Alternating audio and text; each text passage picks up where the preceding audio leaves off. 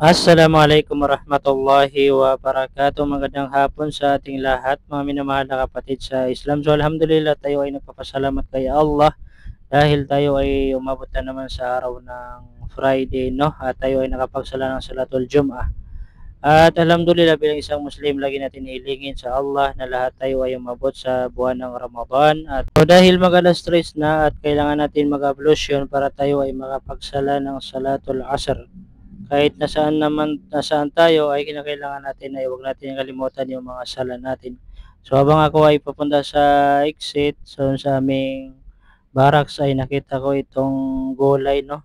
Moti ata yung tawag dito sa halaman na ito. Yung bunga nito ay pwede kainin. Allahu a'lam kung ito yung tinatawag na mote. So paki-comment na lang sa baba kung anong tawag dito. Ito ba yung mote o hindi?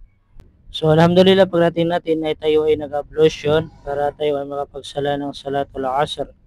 Dahil alam naman natin bilang isang Muslim na ang susi ng sala ay yung ablution. Kapag wala tayong ablution ay hindi tatanggapin ng Allah Subhanahu wa Ta'ala yung ating mga sala. Kaya para sa mga kapatid namin na mga baguhan pa lang sa Islam ay narapat lamang na pag-aaralan ninyo kung paano mag-ablution para matanggap ang inyong pagsasala, mga kapatid sa Islam.